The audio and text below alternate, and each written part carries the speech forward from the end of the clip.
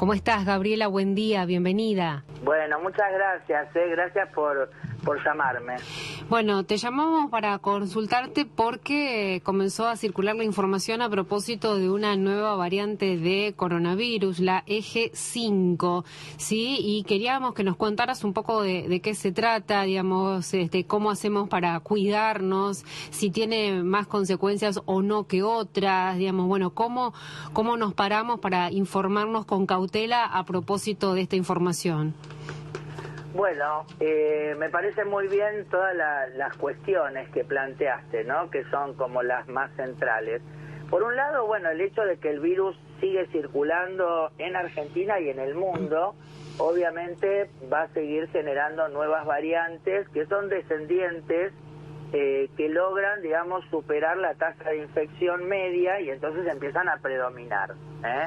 O sea, en esta carrera por infectar gente es el que es más eficiente, por supuesto, va ganando terreno. Y una vez que gana terreno, empieza a predominar, digamos, las infecciones por esta variante, que después, obviamente, de un tiempo va a generar subvariantes y nuevamente y si cada variante, digamos, o alguna de esas variantes logra superar entonces también la tasa de infección que ocasiona la variante original, por supuesto tenemos entonces el surgimiento de una tercera variante, ¿no?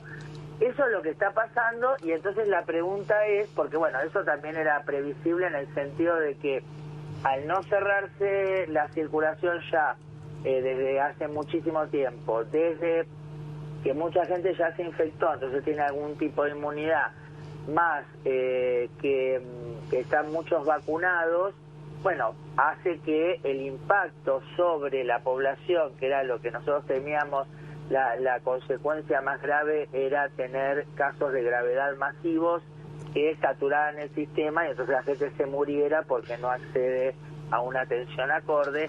Bueno, eso parecería que ya, por lo menos en Argentina, está lejos de suceder. Y con respecto a la pregunta de si estas variantes son más virulentas o no, hasta acá no lo son, lo cual quiere decir que tampoco estamos en peligro de que aquellas personas que ya por las sucesivas infecciones o las dosis que nos hemos administrado de vacuna, ya no estamos en riesgo de tener evolución grave. Obviamente eso no parece que vaya a suceder, ¿no? O sea, que ahora sí volvamos a tener esa posibilidad. Ahora bien, tampoco son más buenas, ¿eh? Claro. No es que las variantes perdieron capacidad de daño, sino que nosotros estamos mayoritariamente prevenidos. Entonces, ¿en qué se traduce esto? Que hay un porcentaje mínimo de población, pero hay un porcentaje que todavía no está vacunado, que parte de ese porcentaje terriblemente es persona de riesgo, o sea, son o diabéticos o obesos, o tienen enfermedades pulmonares crónicas, o cardiovasculares, o renales, etcétera, etcétera.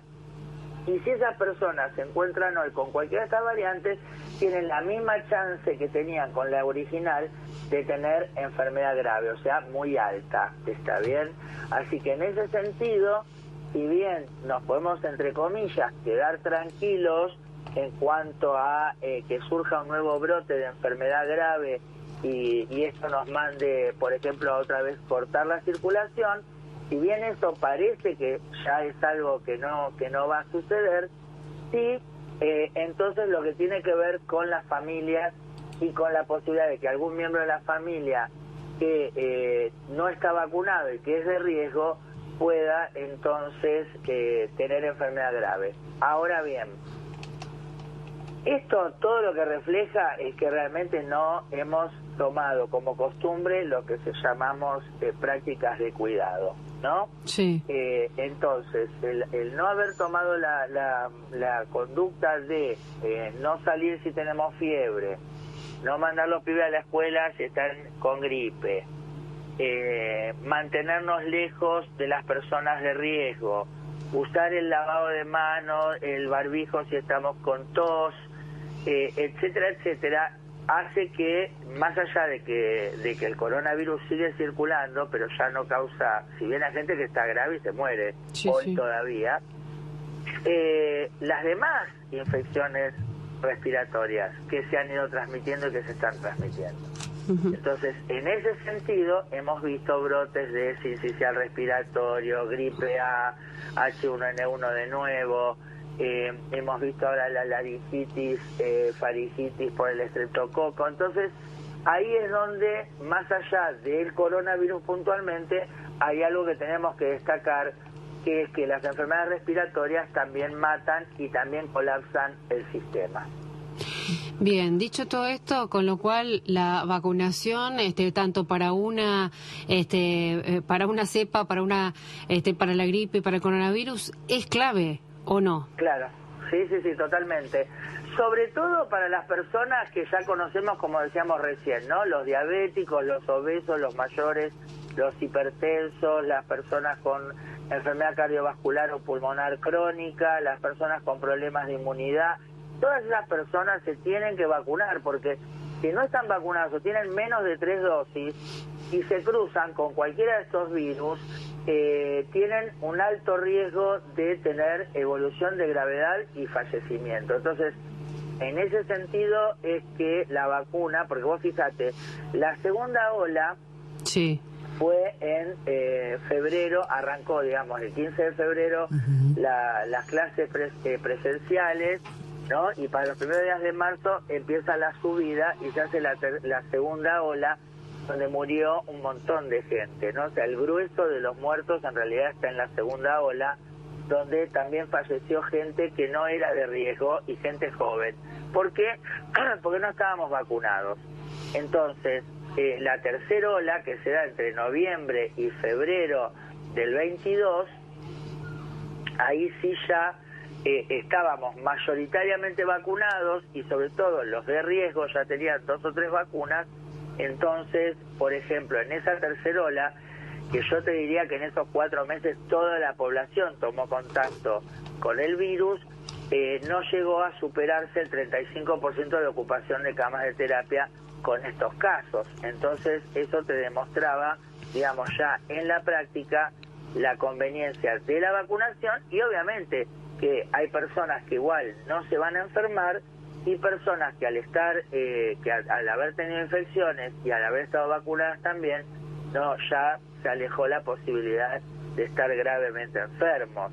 Está claro. Ahí es donde vos ves en la práctica cómo resultó cada una de estas cosas. Estamos dialogando con la médica infectóloga, Gabriela Piovano. Te preguntaba lo de la vacunación porque durante mucho tiempo, se desdeñó, ¿no?, esta práctica y con todo lo que significó llevarla adelante, ¿no?, con la logística y el costo por parte de el gobierno nacional y fue bastante vapuleada, por decirlo de alguna manera. Bueno, vos pensás que el tema de las vacunas desgraciadamente viene con una corriente antivacunas, independientemente de esto, ya de unos 30 o 40 años, y ahí está el tema, ¿entendés? Cuando la comunicación a nivel global, digamos, pasa por arriba la verdad, ¿no? O sea, cuando ya surgió esto en Estados Unidos por una periodista que se basa en un médico que lo terminan execrando de las sociedades científicas de Estados Unidos porque lo que dijo se demostró que era mentira. O sea, que las vacunas de, por ejemplo, antisarampionosas o antipolio causaban enfermedades neurológicas, etcétera, etcétera, por ejemplo el autismo y qué sé yo. Y eso se demostró que las pruebas que él había presentado eran falsas. Sin embargo, cada 5 años el periodismo reflotaba y reflota el antivacunismo. Ahora, se llega ahora en los 2000, 2010, 2015 a una política antivacunas por parte del gobierno que estaba en ese momento, que era Mauricio Macri, y acá hubo muertes por sarampión. Y en el mundo hubo muertes por sarampión. Y mucha gente acá en el 2019 hubo un brote de H1N1 que después se encontraron las vacunas que no se dieron vencidas y sin embargo, ¿no? se sigue y se sigue y se sigue. O sea, cuando ya se demostró que lo que se está diciendo es mentira, igual se sigue. Entonces, eso quiere decir que no hay un interés por la verdad. Lo que hay es una manga de hijos de puta que están organizados para cagarle la vida a la mayoría, que cae, porque lógico, el telón que se construye es tan grande, porque fíjate que el antivacunismo con respecto a las vacunas del coronavirus hasta involucró a la Sociedad Argentina de Pediatría. O sea, es gravísimo lo que pasó en este país.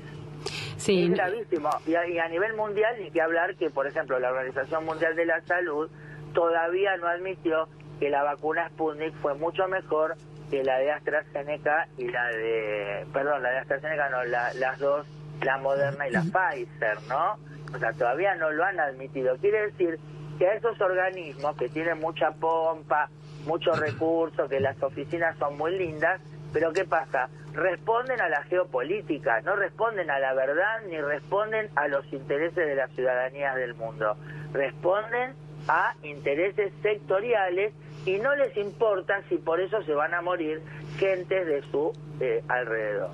Bueno, me venía una y otra vez a la memoria, ¿no? Una presentadora, porque para mí no es más que eso, tomando allí un líquido, después lo que provocó la muerte de esta niña en Neuquén, digo, y nadie se retractó de eso, nadie salió a pedir disculpas, ¿no? Es una vergüenza. Es una vergüenza, porque además también salió a decir que los familiares nos peguen cuando íbamos a decirle que había que intubar al paciente, ¿no? Y todo esto sin ninguna consecuencia. Entonces, ¿qué quiere decir? Quiere decir que acá la ley no rige. O sea, acá la ley rige para una persona, digamos, que es no grata a ese sistema, y el que confabula, ¿no?, en favor de esa mentira, bueno, ese está amparado. Entonces ahí es donde realmente uno, es como lo que nos está pasando ahora con las elecciones, ¿no es cierto? O sea, uno dice, bueno, si la gente elige a conciencia, porque en el debate, ¿te acordás que en la época de la pandemia era tan básico que era como si existía la pandemia o no? Entonces, la discusión es esta, vos podés tener una opinión, ¿no? Vos podés tener un pensamiento que sea diferente, porque está buenísimo que pensemos distinto, porque en realidad si estamos las dos en un proceso de la búsqueda de la verdad o del hacerlo mejor, va a ser mejor pensar entre las dos que pensamos distintos y ver cuál de los dos pensamientos o parte de esos pensamientos nos sirven, pero tiene que haber honestidad intelectual. Ahora, cuando hay un interés atrás de esto que no se pone arriba de la mesa, pues yo también, de última poner el interés, mira, yo les estoy mintiendo porque un montón de boludos vienen y yo les firmo un certificado que le cobro un montón de plata y el pelotudo no se vacuna. Ah, ja, ja, ja, ja. Y bueno, y vos te elegís. Bueno, a mí me gusta ser pelotudo, bueno, vas y lo haces. Ahora, venir a decir que no existe la pandemia, que no existe el virus, que la gente no se muere, que los hospitales no estaban llenos, bueno, eso es como decir que la Tierra es plana y que nos pongamos a discutir entre vos y yo si la Tierra es plana o no. Entonces ahí digo, ¿no? Es donde uno está viendo lo que pasa ahora, y un montón de gente está votando a Bullrich, que ya dijo que se va a quedar con sus ahorros. O sea, la gente que tiene algún mango ahorrado en un banco se va a quedar sin ahorro, cuando, si eso fuera necesario, por supuesto, el gobierno ya lo hubiera hecho. Sin embargo, evidentemente no es necesario quedarse con los ahorros. Entonces, sin embargo, la gente a la que le van a sacar los ahorros, se lo están diciendo y van y lo votan. Y por el otro lado, una serie de personas que son pendejos, porque pendejos no por la edad que tienen, porque hay gente grande que votó a Milei, que ni siquiera escucha que le está diciendo que lo deja sin jubilación, sin remedio, sin apoyo, sin esto, sin escolaridad pública, sin salud pública. Imagínate lo que hubiese sido la pandemia sin salud pública, que asistió hasta la salud privada. Entonces, todo eso, mucha gente lo vota sin saber que lo está votando, sin darse cuenta, sin poder siquiera interpretar que le está diciendo que va a hacer eso. Porque aparte la vida es decir, no, bueno, pero le va a hacer al otro, a mí no, a vos te lo va a hacer, a vos te lo va a hacer. Entonces, ahí es donde uno dice, qué terrible la humanidad, ¿no? Porque entonces estamos condenados a que si no realmente no incluimos dentro de lo que se enseña en las escuelas, lo que pasó hace 20 años, para que sepan que no es que, ay, estoy cansado. ¿De qué estás cansado? ¿De qué están cansados? Nosotros estamos cansados, que ya vimos a Alfonsín, lo vimos a Menem, lo vimos a los militares, lo vimos a De la Rúa. Por favor. Entonces, eso es lo que a uno por ahí lo pone mal. Porque dice, no, si vos me decís, no, bueno, yo voto que maten a la gente porque soy consciente. Bueno, está bien. O sea, hay un problema de ética y moral muy grave que tendríamos que ver si es legal que alguien con ese pensamiento pueda ejercer el gobierno de un país, pero votas claro. Pero acá ni siquiera es la hija esa, no, esa no es la hija. No, bueno, papi, a ver, o sea, no, porque si dolarizan el país yo gano 100.000 pesos, voy a cobrar $100.000. No, pelotudo, vas a cobrar $10, porque vale 10.000 pesos cada dólar. Entonces, es una cosa que, digo, el abuso de este mecanismo nos está llevando directamente al precipicio. Gabriela, te agradecemos mucho Discúlpenme, pero alguien te lo tenía que decir. La vehemencia. Gracias, Gabriela, un abrazo. Un beso.